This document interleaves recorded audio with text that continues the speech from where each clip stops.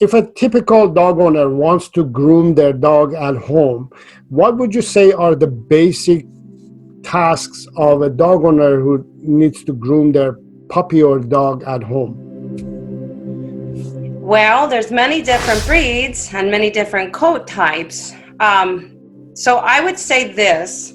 I would say regardless of what coat type your dog has, whether it's a short-haired breed, a medium breed, a shedding breed, or a long-haired breed, the first thing that you need if you are going to take on this responsibility, and it's a wonderful bonding experience for a pet owner and their dog, as long as they're doing it right, is a portable grooming table. I think that just changes everything. And you, as a dog trainer, can probably understand that when that dog is up on that grooming table, he knows that that's a place that he has to work, he has to perform. That's all we do when he's on the grooming table. So if the pet owner introduces the grooming table to their pet in that fashion, not that it's not a place where, they have to endure madness. They just have to be still. They have to work. We're not going to argue about it. We're just going to work. And when we're done, we get down, and I'm very proud of you. But the grooming table ends up being a place where when the dog gets up there, they just automatically know what they have to do on that grooming table, and they behave for the pet owner. Trimming nails can be a real hard thing for a lot of people, and training them with the grooming table can really help that. So grooming table definitely is a game changer, and portable grooming tables are very affordable. So there's no reason why not to do it. It'll slide under a bed in a closet. It's out of your way. Obviously, you need to find the right brush for your dog's coat type. You owning beagles, you might like a boar bristle brush, which is pig boar bristle hair, but it actually stimulates the skin and coat. It helps to move those oils through the dog's coat nicely. Slicker brush is great too. That's the metal pin brush that a lot of people are afraid of, but it just has to be used properly. A slicker brush will pull a lot of dead hair out safely as well. But you as a beagle owner would probably enjoy that boar bristle brush. And there's many different manufacturers of them and many different price levels. But I think that's a good brush for a beagle. So, and a pair of nail trimmers. Their dog, if your dog can't be as active as he should be and wear them down on his own, then you definitely got to trim those nails because they can break.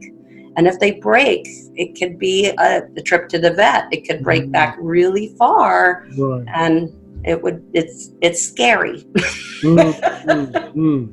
So that, I would say, is your basic grooming needs for the home groomer. And speaking of home grooming, how about products? What kind of type of products do you suggest? For example, as a shampoo or as a nail trimmer or brush, what type of products do you recommend? I certainly have my favorites, and I share those with my channel viewers as well, because they're there for the goods. They want to know, what should I use? One thing to look for in a shampoo and a conditioner, because there are many, many good shampoos and conditioners for dogs and cats out there on the market. I mean, the list goes on. I am in love with many products. But one thing to look for is a soap-free, dye-free, detergent-free, perfume-free shampoo and conditioner, meaning that the smells are coming from the natural ingredients or the natural blend of essential oils or ingredients, the essential ingredients that are in that product. That's where that good smell is coming from, and that's less likely to irritate your dog's skin and coat and keep it well balanced. I personally love pretty much anything that Nature's Specialties, anything they make is golden. I'm also a big fan of Bark to Basic products. They're gentle, they're also biodegradable, they're just environmentally safe, they're good for the dog. So those two brands are good. Tropiclean is another one. Tropiclean, they make all kinds of wonderful products that are very natural for your dogs, whatever the needs are. And they're all of those three lines are very affordable and good. So I would recommend those. As far as nail trimmers, I have a favorite, and it's a very inexpensive one. It's only about $5, but it's called the Miller's Forge Plier style nail trimmer. And I love it because it doesn't make a popping sound when I trim the dog's nails, because that bothers the dog. They hear that and they go, oh, it just goes right through it real quiet and quick. And it's very easy for me to handle, and I use it for very large breeds too. So it just works well with my hand. It's called the Miller's Forge Plier style nail trimmer. That's my favorite. Okay. And how about brushes? You mentioned some of them, but just let's go through some of the good brushes. There's a lot of good brushes. And to be honest with you, I could brush most any dog with a cheap brush or a good brush. It just may take me longer to get where I need to be with a cheaper brush. So in other words, the better quality brush may last me longer, like say the Leigh push brushes or the Activate brushes, Chris Christensen brushes. They're the lifespan of the brush is going to outshine the cheaper brands too. But they also are better made. They're made with a purpose, and depending on the coat type, sometimes you need to do a little research as far as what type of brush. Do you need a slicker brush? Do you need a boar bristle brush? Do you need a pin brush? Depending on the coat type. So there again, you got to do some research and find out what is the coat type that your dog has and what's the best way to approach that coat type in order to not break the coat or not damage it, Right. But there's a brush for everything, trust me. So, and obviously you don't recommend Furminator. That's not a brush. But no, I don't. And a lot of my clients come in and they'll say, I'll say, have you been brushing? Because he's got this abundance of coat. Well, I've been using the rake. And I say, have you only been using the rake? And they say, yes. And I'm like, you gotta brush your dog. Just like when we brush our hair, we get dead hair in the bristles of our brush because, we're not a shedding breed, but we do shed. And so do they, regardless of if they're a shedding breed. They're gonna lose dead hair because healthy new hair is growing in. You need to remove that with a brush, and a rake or a Furminator is not going to do the job for that. Plus, don't forget that brushing definitely stimulates good blood flow to the skin, which improves the health of the skin and coat. Right. Exactly. So we can't not brush. We have to brush. Right. Good points. All right. Now, the other question that I have is groomers, mobile groomers versus at shop groomers. What are your thoughts about those? I think it's pretty awesome that these days we have those options. First of all, when I was growing up, you'd never see somebody driving around in a van grooming dogs, Right. So I think that's really neat that grooming has become such an important thing, and people recognize it as a need, that we now have people that do it in their vans and come to your house if you can't take your dog to the groomer. Obviously, mobile groomer is going to be a little more pricey. They definitely have more overhead. I mean, those vehicles they're $80,000, $100,000.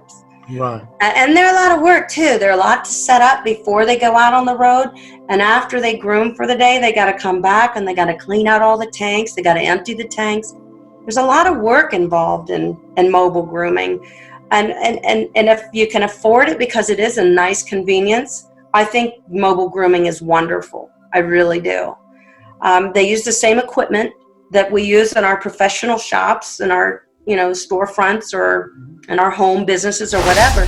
Same equipment, just in a mobile environment. So I think that it depends on the pet owner, what their lifestyle is. Are they around, or are they only home at 8 o'clock at night? Because no groomer is going to want to come and groom your dog at 8 o'clock at night. Maybe you want to find a mobile groomer, leave the key under the mat. Let them come and groom your dog. Lifestyle has a lot to do with it, whether somebody would want to go mobile or bring their dog to a storefront. Either way, the pet client and the owner they will be bonding with that groomer, whether it's a mobile groomer or a groomer in a storefront. That you gotta create those bonds. It's a relationship, and don't groomer hop, because your dog is starting to trust this groomer. If you like the groomer, don't groomer hop. If you don't like the groomer hop. You can find another one until you like the groomer and you feel like your dog is in good hands. Then don't change if you can avoid it, because your dog has learned to trust that person.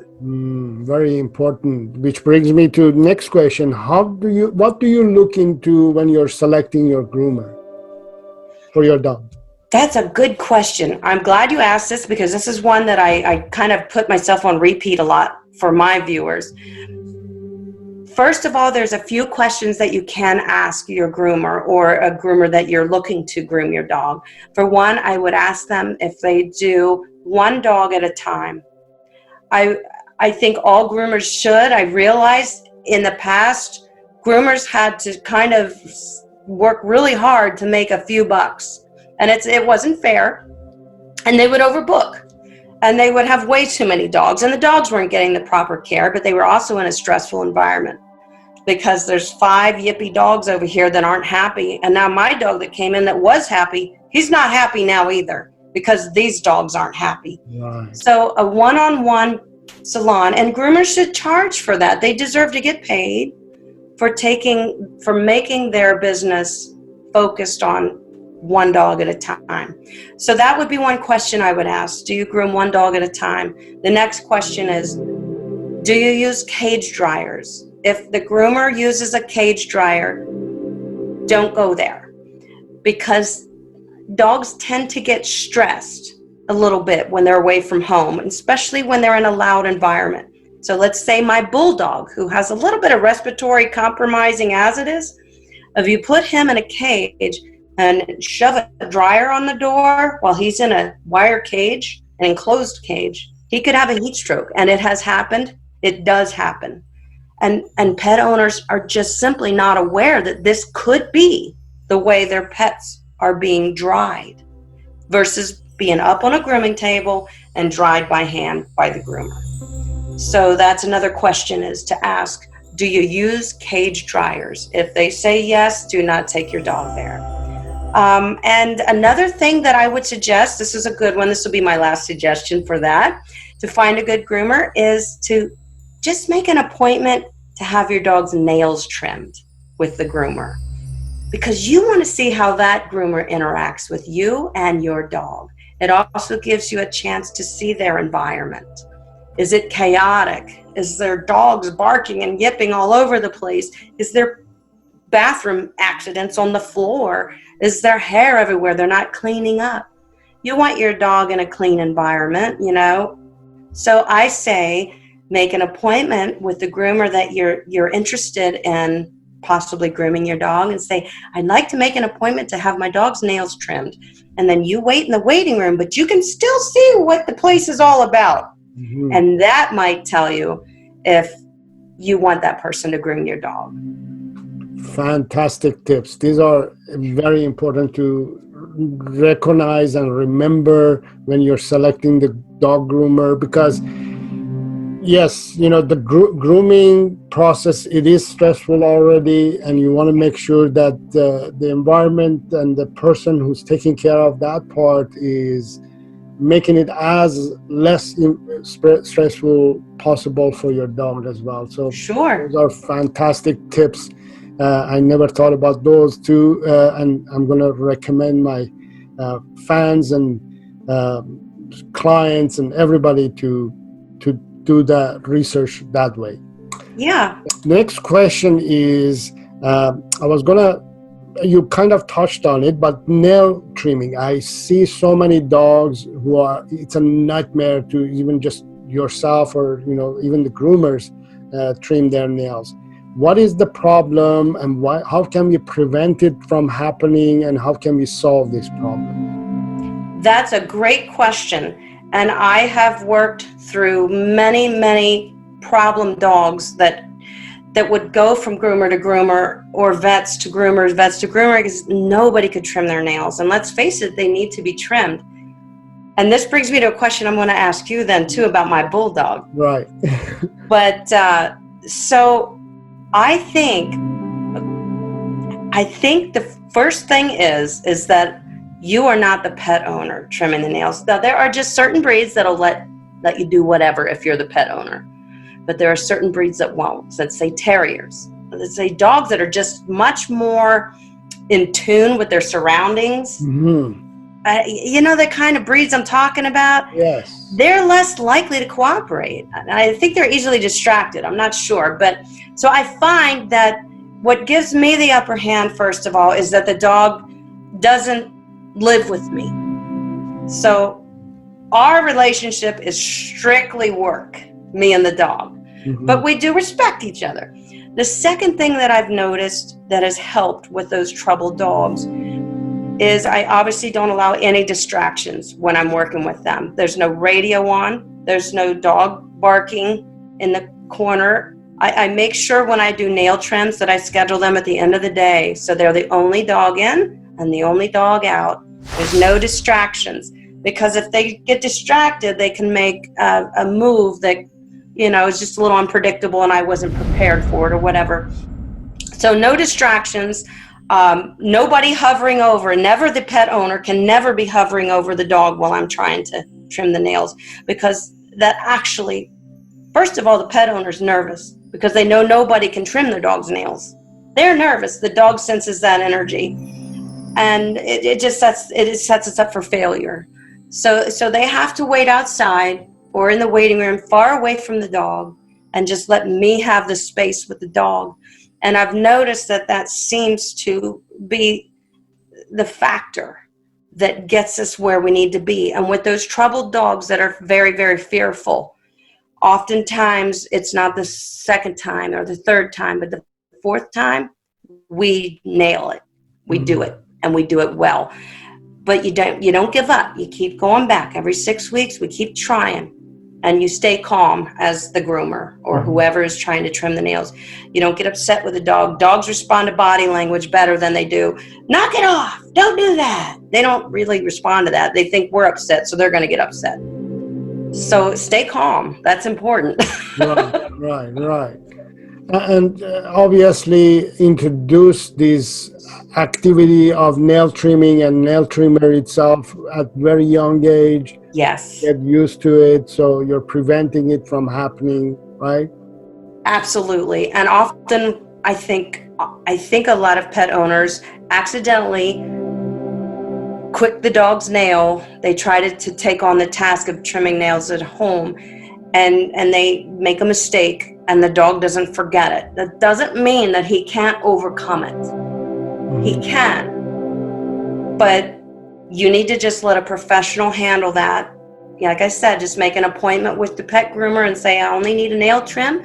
And oftentimes they'll have you come in, in between dogs so that your dog is in, your dog is out. And let them get and build that relationship with your dog to be the one who does that. Because first of all, they're already confident about it.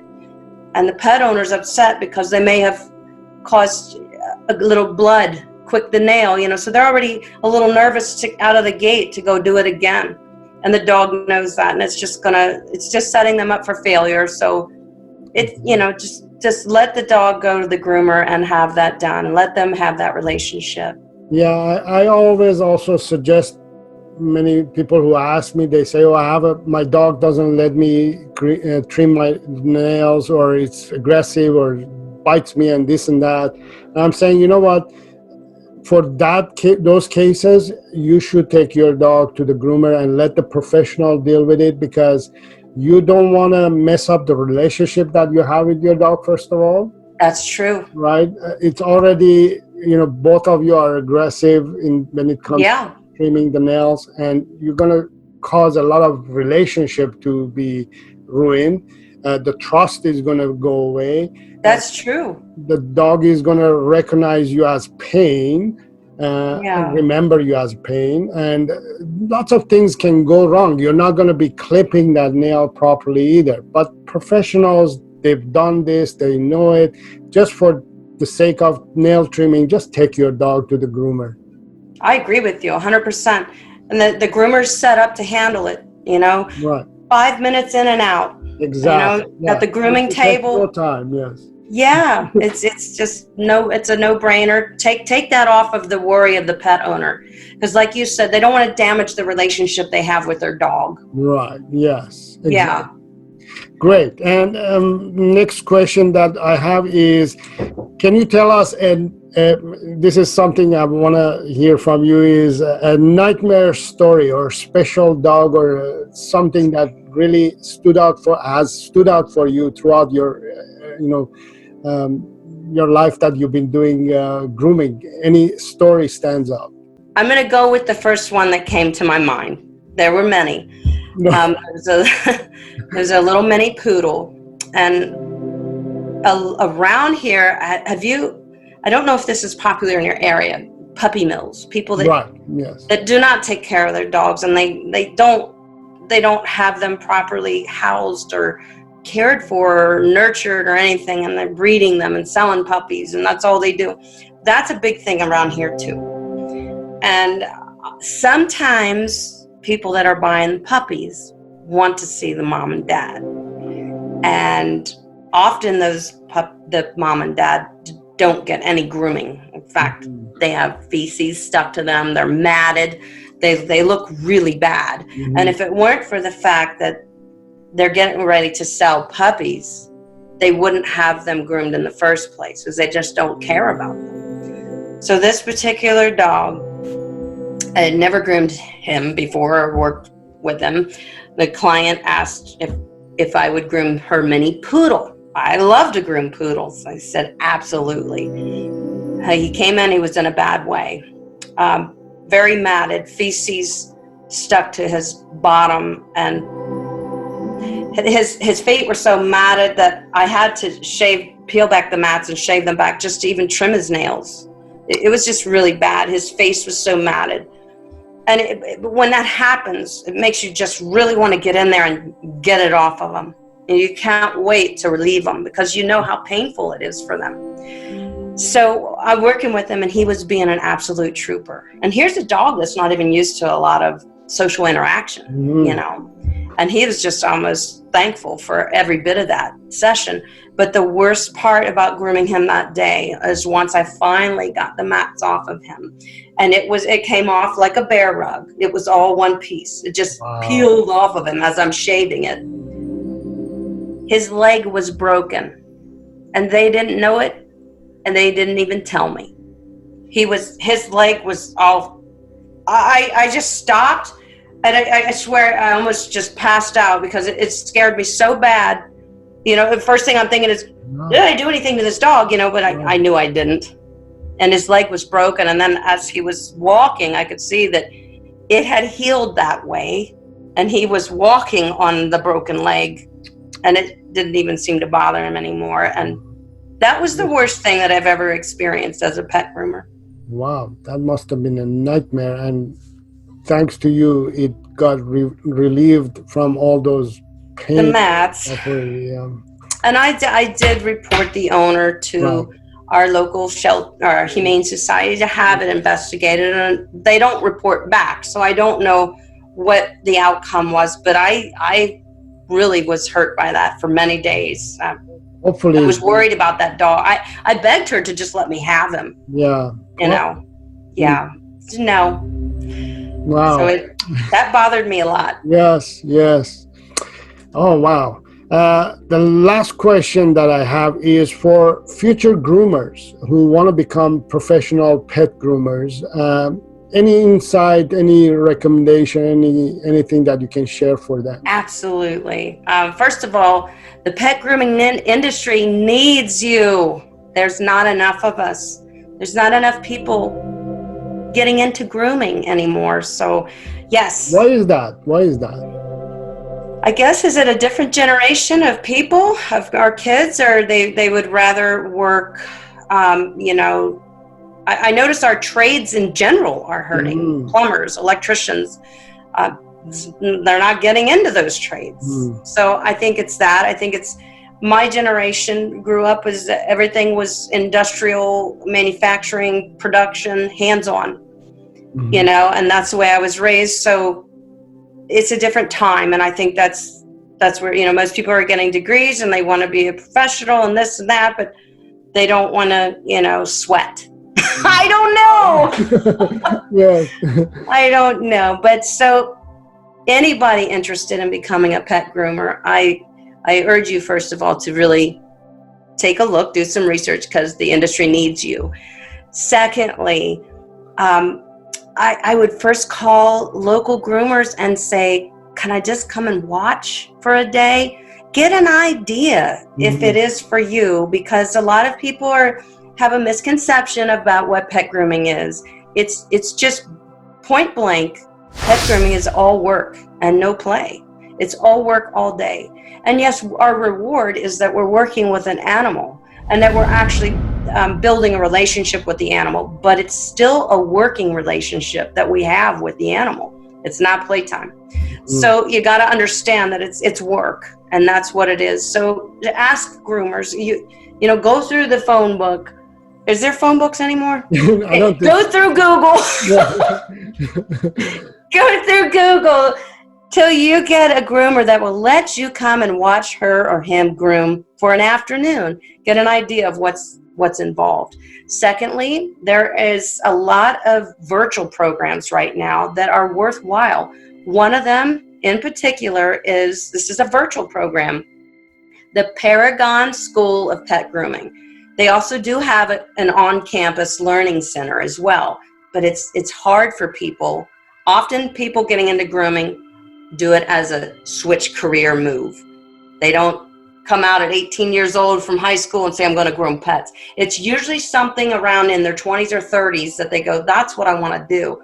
So they've already got a mortgage or rent or a car payment. It's hard for somebody to go, say, to college at that point in their life. So sometimes virtual is all you have, but they will walk you through how to get those practice dogs. You will have to groom a lot of dogs to pass through to the next level of your course, and you will learn. But with grooming, the education never stops, and it doesn't for me. I constantly am researching and learning and taking seminars.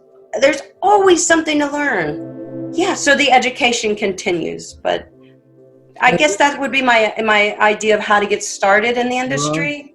And there's a right way of learning and doing it, and the wrong way of learning and doing it. And I highly suggest them to follow your steps. I think because you're one of those unique groomers. Not many groomers invest in time and effort to, the fact that you are a raw diet advocate, and you're using natural products. Not many groomers do that. They don't invest in those. They just use the most attractive scented shampoo just to get the dog smell good and wow the owner. Where there is so much chemicals is going in that shampoo that they're using, and causes a lot of irritations and a lot of things going wrong in their skin. Not many, groomers focus on those, and as I said, you're one of the first one that I've actually come across, and I've done a lot of research, and I've been doing this business for a long time, that I've come across a lot of businesses, and I know that many businesses ins and outs as well. And I know exactly how it works, and many of my clients, they ask me, can you recommend a groomer? I wish you were nearby. I would bring my dogs to you. I would love to groom your dogs. I would send all my clients to you. But you're located, can you tell us, first of all, where you're located, and how can people get in touch with you? I am located in Pennsylvania in the United States, in a small little town. I do have my grooming salon, and it's built into our home. It has a separate entrance and a separate parking and everything. If they need to get a hold of me, I'd say the best way is through my YouTube channel, because I get so much email and comments that I have to check daily there. That's a good way to get a hold of me, and my email address is on my channel. It's also in every video description of any video on my YouTube channel. But I have a question for you. Of course, go ahead and ask your questions. Yes. Okay. Now, I talked about a bulldog. Right. I've only had him for about 6 months, 5 months. He's 3 years old, almost 4. I've known him since he was a puppy, but I haven't owned him. Mm-hmm. And he has a very big problem with nails. How we were talking about that earlier. Mm-hmm. I'm wondering if because I'm his owner, is that what the problem is? Because I do his nails in the shop like I do all the other dogs. Mm-hmm. My golden doodle has no problem with it. I've been trimming his nails since he was 8 weeks old, but I've trained him. I don't think my bulldog has been trained with that, and he's definitely had a bad experience. Mm-hmm. I'm trying to be patient with him because in my mind I say, obviously, don't lose your cool. Be patient. When he acts up, try to get him to calm down. Try again.